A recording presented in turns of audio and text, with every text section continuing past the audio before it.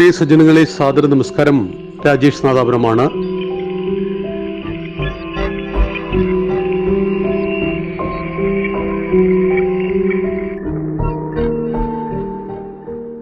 ഇനി വരെ വെറുതെ നിൽക്കാൻ സമ്മതിക്കരുത്. നമുക്ക് വലിയ ദൗത്യമുണ്ട്, ഇവിടെ വലിയ ദൗത്യമുണ്ട്. ഇവരെ തുടച്ചു നീക്കിയാൽ അള്ളാന്റെ ദീൻ കേരളത്തിൽ ഫതഹായി. ഞാൻ ഒന്നുകൂടെ പറയുന്നു, ഈ മർക്കസു സക്കാഫത്ത് സുന്നിയെ പൂട്ടിയിട്ട് സക്കാഫി പട്ട് ഒഴിവാക്കിയാൽ കേരളത്തിൽ 10 കൊല്ലം കൊണ്ട് ഇസ്ലാമിന്റെ രാജ്യമാക്കി മാറ്റി നമ്മൾ കേരളം. ഇതാണ് മുജാഹിദ് ബാലുശ്ശേരി. കേരളത്തിലെ ഇസ്ലാമിക പ്രബോധകരിൽ വളരെ പ്രധാനപ്പെട്ട ആളാണ്.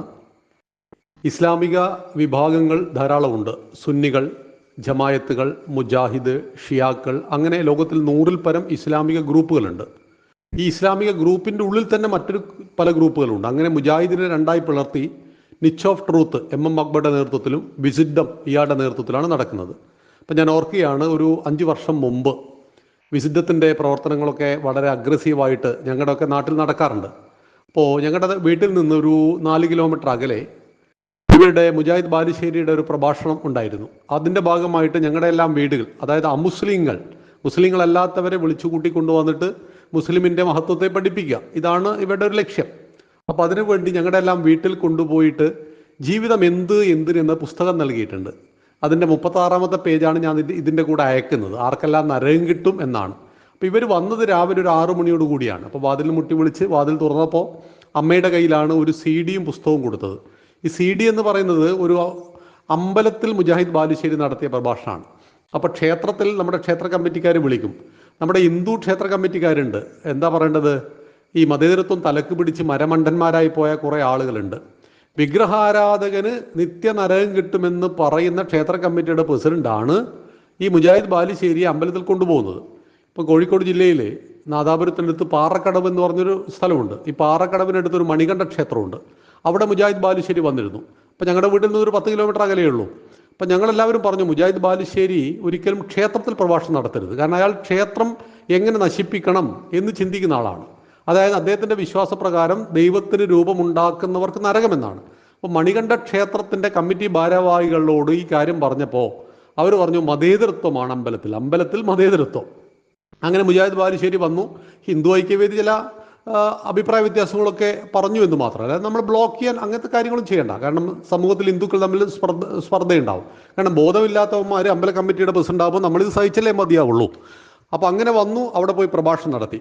അപ്പോൾ ഇദ്ദേഹം കൊടുക്കുന്ന ഈ ബുക്കിൽ പറഞ്ഞിരിക്കുന്ന നരകം, സ്വർണം ധരിക്കുന്ന പുരുഷന് നരകമാണ്, ദൈവത്തിന് രൂപമുണ്ടാക്കുന്നവർക്ക് നരകമാണ്, ഹറാമായ ഭക്ഷണം കഴിക്കുന്നവർക്ക് നരകമാണ്. എന്ന് ആലോചിച്ച് നോക്കുക. നമ്മൾ ഈ കമ്മ്യൂണിസ്റ്റുകളും കോൺഗ്രസ്സുകളും, ഇവർ ഈ മണികണ്ഠ ക്ഷേത്രത്തിൻ്റെ പ്രസിഡന്റ് സെക്രട്ടറിമാരൊക്കെ കോൺഗ്രസ്സുകാരും കമ്മ്യൂണിസ്റ്റുകാരാണ്. ബോധമില്ലാത്ത ഹിന്ദുക്കളാണെന്ന് മാത്രം.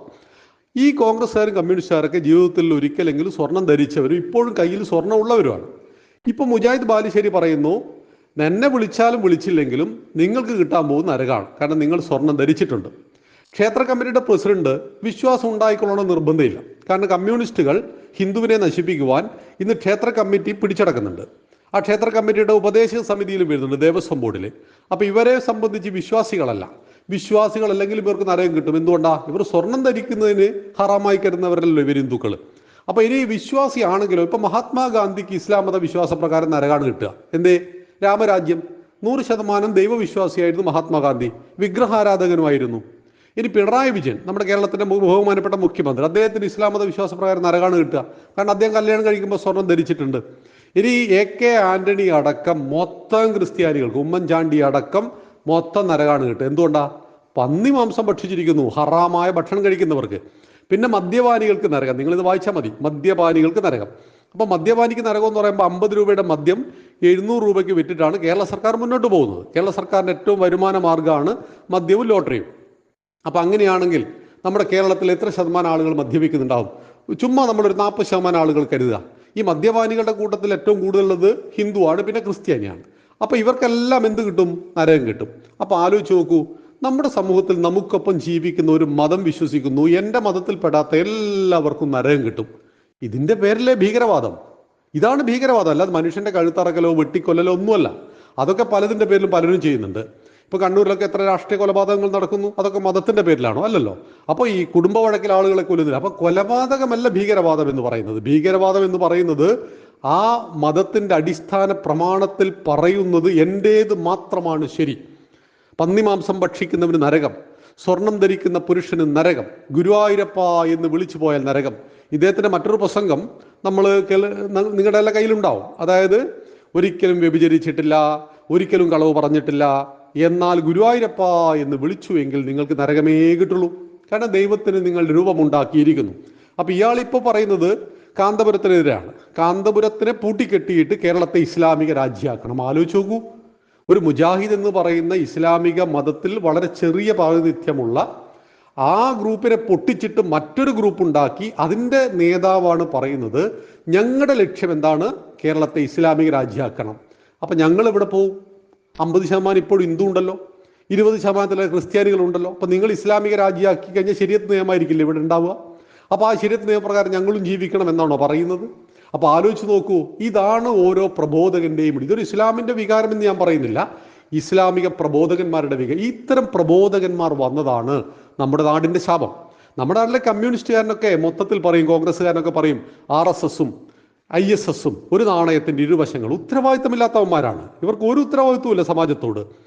RSSനെയും ISSനെയും കമ്പയർ ചെയ്തോടുകൂടി അവൻ്റെ പണി കഴിഞ്ഞു. പക്ഷെ ഇവിടെ നടക്കുന്നത് ഇതാണ്, ഇസ്ലാമിക രാജ്യമുണ്ടാക്കാൻ. അത് തിരിച്ചറിഞ്ഞവരായിരുന്നു AK ആന്റണി. അത് കൃത്യമായിട്ട് പറഞ്ഞ ആളായിരുന്നു VS അച്യുതാനന്ദൻ. 20 വർഷം കൊണ്ട് കേരളത്തെ ഇസ്ലാമിക രാജ്യമാക്കുവാൻ പരിശ്രമിക്കുന്നു. നടക്കുന്ന കാര്യമല്ല. കാരണം ഇസ്ലാമിക രാജ്യം ഉണ്ടാക്കാൻ പരിശ്രമിച്ച പലരും ഇപ്പം ജയിലിലാണത്. പോപ്പുലർ ഫ്രണ്ട് നേതാക്കന്മാരൊക്കെ ജയിലാണ് കിടക്കുന്നത്. കാരണം ഈ നാടിനെ അങ്ങനെയൊന്നും ഇസ്ലാമികവൽക്കരിക്കാൻ കഴിയില്ല. 700 വർഷക്കാലമാണ് ഗസ്നിയും ഗോറിയും ഖിൽജിയും തുഗ്ലക്കും ബാബറും ഹുമയൂണും ഷാജഹാനും ബഹദൂർ ഷാ രണ്ടാമൻ വരെ ചരിത്രം രേഖപ്പെടുത്തിയ 700 വർഷക്കാലത്തെ ഇസ്ലാമിക മതഭ്രാന്തിൻ്റെ പടയോട്ടത്തിൽ 40 ലക്ഷം ഹിന്ദുക്കളെ ഇവർ കൊന്നു. 30,000-ൽ പരം ക്ഷേത്രങ്ങൾ തകർത്തു. അയോധ്യയും കാശിയും മധുരയും അടക്കം 3000-ഓളം ക്ഷേത്രങ്ങൾ പള്ളികളായി രൂപാന്തരപ്പെട്ടു. എന്നിട്ടും ഈ സംസ്കാരത്തെ തകർക്കുവാൻ കഴിഞ്ഞിട്ടില്ല. ഇതിനെ ഇസ്ലാമിക രാജ്യമാക്കാൻ കഴിഞ്ഞിട്ടില്ല. Greek, Rome, Egypt, Mesopotamia, Babylonia ഒക്കെ പോയി, ഒക്കെ തകർത്ത് കളഞ്ഞു. മെസപ്പൊട്ടോമിയ ഇറാൻ ഇറാഖുമായി, ഈജിപ്ത് ഇസ്ലാമിക രാജ്യമായി. അതായത് അവിടെ ഒന്നും ചെറുത്ത് നിൽക്കുവാൻ കഴിഞ്ഞില്ല. ഈ ഭീകരവാദികളെ ചെറുത്ത് നിൽക്കുവാൻ കഴിയാത്തത് കൊണ്ട് അവരെല്ലാവരും ഇസ്ലാമായി തീർന്നപ്പോൾ ഭാരതം ചെറുത്തു നിന്നു. ഔറംഗസീബിനെതിരെ ഒരു വീര ശിവാജി ഉണ്ടായിരുന്നു എന്ന് മനസ്സിലാക്കണം. ഓരോരോ മതഭ്രാന്തന്മാർ വന്നപ്പോൾ അവരെ ചെറുത്തു തോൽപ്പിക്കുവാൻ പൃഥ്വിരാജ് ചൗഹാന്മാരും വീര ശിവാജിമാരും റാണാ പ്രതാപന്മാരും എല്ലാം ഈ മണ്ണിൽ അവതരിച്ചു. അവരുടെ പടയോട്ടത്തിനും അവരുടെ പൗരുഷത്തിനും മുന്നിൽ ഇവർ തോറ്റുപോവുകയാണ് ചെയ്തത്. അല്ലാതെ നമ്മുടെ നാട്ടിൽ സുനിൽ പി ഇളയടന്മാരെ പോലെയുള്ള നിരുത്തരവാദപരമായിട്ട് പറയുന്ന ആളുകൾ പറയാറുണ്ട്, 700 കൊല്ലം ഇസ്ലാമി നാട് ഭരിച്ചിട്ടും ഈ നാടിനെ ഇവന്മാർ ഇസ്ലാമിക രാജ്യമാക്കിയില്ലല്ലോ.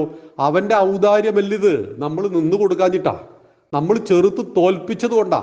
അല്ലെങ്കിൽ ഇസ്ലാമിക കാഴ്ചപ്പാട് പ്രകാരം വിഗ്രഹാരാധകനെ കണ്ടെടുത്ത് വെച്ച് കൊല്ലണം. ഹറാമായ ഭക്ഷണം കഴിക്കുന്നവനോട് സ്വർണം ധരിക്കുന്ന പുരുഷനൊക്കെ നരകം കിട്ടുമെന്ന് പ്രഖ്യാപിക്കുന്നു. സ്ത്രീക്ക് സ്വർണം ധരിക്കാം, അത് ഇസ്ലാമിക സ്ത്രീക്കും ധരിക്കാം, ഹിന്ദു സ്ത്രീകൾക്കൊക്കെ ധരിക്കാം. ഒരു പുരുഷൻ സ്വർണം ധരിച്ചാൽ എങ്ങനെയാണ് നരകത്തിലെത്തുക? ഇത് മനസ്സിലാവാത്തൊരു കാര്യമാണ്. അപ്പം ഇതെല്ലാം വളരെ വളരെ മാരകമാണ്. അപ്പം ഇങ്ങനെയുള്ള കാര്യങ്ങൾ നടത്തുന്ന, ഇത്തരം പ്രഭാഷണങ്ങൾ നടത്തുന്നവർക്ക് ഇസ്ലാമിക സമൂഹത്തിൽ വലിയ പ്രാതിനിധ്യമാണ്. സിംസാറുൽ ഹഖ് ഹുദ്വി എന്ന് പറയുന്ന ആളാണ്. അപ്പോൾ അയാൾ പറഞ്ഞു, ക്ഷേത്ര കമ്മിറ്റിക്കാർ കച്ചവടക്കാരായ മുസ്ലിമിൻ്റെ അടുത്ത് പിരിവിന് വന്നാൽ എങ്ങനെ ചെയ്യണം? ഒരു കാരണവശാലും കൊടുക്കരുത്. എന്നിട്ട് ക്ഷേത്ര കമ്മിറ്റിയുടെ പ്രസിഡന്റ് അകത്തേക്ക് വിളിച്ചിട്ട് 50 രൂപ അവൻ്റെ പോക്കറ്റിൽ ഇട്ട് കൊടുക്കുക. എന്നിട്ട് പറയുക, നീ ചായ കുടിച്ചോ എന്ന്. ഞങ്ങൾ തെണ്ടികളല്ല എന്ന് മനസ്സിലാക്കണം. ഞങ്ങളുടെ ക്ഷേത്ര കമ്മിറ്റിക്കാർ, ക്ഷേത്ര കമ്മിറ്റിയുടെ പ്രസിഡന്റുമാരൊക്കെ സമൂഹത്തിൽ ഉന്നതന്മാരായിട്ടുള്ള ആളുകളാണ്. അവർ നിങ്ങളുടെ കച്ചവട സ്ഥാപനത്തിൽ വരുമ്പോൾ നിങ്ങൾ അവിടെ ബോർഡ് വെക്കണം, ഇവിടെ മുസ്ലിങ്ങൾക്ക് വേണ്ടി മാത്രമാണ് കച്ചവടം, ഇവിടെ ഹിന്ദുക്കളാരും കയറിയിട്ട് കച്ചവടം നടത്തേണ്ടതില്ല എന്ന്. സമൂഹത്തിൽ ആണ് നിങ്ങൾ കച്ചവടം നടത്തുന്നതെങ്കിൽ സമൂഹത്തിൻ്റെ ആവശ്യങ്ങൾക്ക് അനുകൂലമായിട്ടുള്ള പ്രതികരണം ഉണ്ടാവണം. മുജാഹിദുകാരൻ കട നടത്തുന്നുവെങ്കിൽ അവിടെ ബോർഡ് വെക്കണം, മുജാഹിദുകാരൻ മാത്രമേ ഇവിടുന്ന് മേടിക്കണ്ടൂ. നിങ്ങൾ സുന്നികളെ ഇഷ്ടമല്ലല്ലോ, അപ്പോൾ സുന്നികളും ആരും ഇവിടുന്ന് കച്ചവടം മേടിക്കണ്ട, ഇപ്പോൾ സാധനം മേടിക്കണ്ട എന്ന് ബോർഡ് വെക്കണം നിങ്ങൾ. എന്നിട്ട് കച്ചവടം നടത്തൂ. അങ്ങനെയെങ്കിൽ ക്ഷേത്ര കമ്മിറ്റിക്കാരൻ വരില്ല. ക്ഷേത്ര കമ്മിറ്റിക്കാരൻ്റെ പണം കൊണ്ട് കുടുംബത്തെ മുന്നോട്ട് കൊണ്ടുപോവുക, കച്ചവട സ്ഥാപനങ്ങൾ നടത്തുക, ലാഭം ഉണ്ടാക്കുക.